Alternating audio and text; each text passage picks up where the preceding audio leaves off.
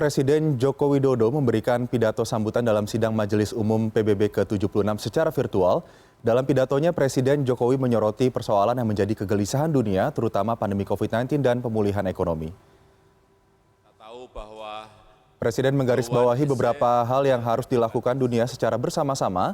Terkait penanganan pandemi COVID-19, Presiden Jokowi mengatakan dibutuhkan penataan ulang arsitektur ketahanan kesehatan global atau Global Health Security System. Diperlukan mekanisme baru untuk penggalangan sumber daya kesehatan global baik pendanaan vaksin, obat-obatan, alat kesehatan, dan tenaga kesehatan secara cepat dan merata. Presiden menambahkan diperlukan standarisasi protokol kesehatan global dalam hal aktivitas lintas batas negara, perihal kriteria vaksinasi, hasil tes maupun status kesehatan lainnya. Presiden menekankan bahwa diskriminasi, kesenjangan, dan politisasi vaksin yang terus berlanjut harus diselesaikan dengan langkah yang konkret. Kita harus memberikan harapan bahwa pandemi COVID-19 akan bisa tertangani dengan cepat, adil, dan merata.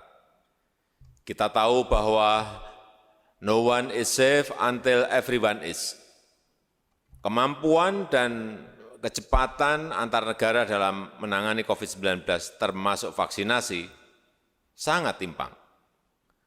Politisasi dan diskriminasi terhadap vaksin masih terjadi. Hal-hal ini harus bisa kita selesaikan dengan langkah-langkah nyata. Di masa depan, kita harus menata ulang arsitektur ketahanan kesehatan global, Global Health Security System. Diperlukan mekanisme baru untuk penggalangan sumber daya kesehatan global, baik pendanaan, vaksin, obat-obatan, alat-alat kesehatan, dan tenaga kesehatan secara cepat dan merata di seluruh negara. Dalam melawan intoleransi, konflik, terorisme, dan perang, Presiden mengungkapkan potensi praktik kekerasan dan marginalisasi perempuan di Afghanistan, kemerdekaan Palestina, dan konflik di Myanmar harus menjadi agenda bersama. Presiden menambahkan harapan besar masyarakat dunia tersebut harus dijawab dengan langkah nyata dan hasil yang jelas. Dalam kesempatan tersebut, Jokowi mengungkapkan tahun 2022 Indonesia akan memegang presidensi G20 dengan tema besar Recover Together, Recover Stronger, dan Indonesia berkomitmen. Indonesia berupaya agar G20 bisa bekerja untuk kepentingan semua pihak. Selain itu, di sela-sela pertemuan Majelis Umum PBB tersebut, Presiden juga diundang menjadi salah satu dari 4 pemimpin dunia untuk memberikan masukan dalam penanganan pandemi global COVID-19.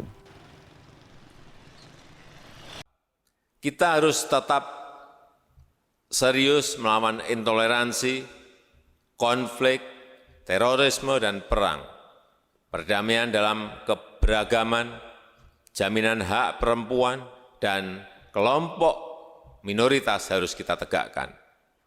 Potensi praktek kekerasan dan marginalisasi perempuan di Afghanistan, kemerdekaan Palestina yang semakin jauh dari harapan, serta krisis politik di Myanmar harus menjadi agenda kita bersama.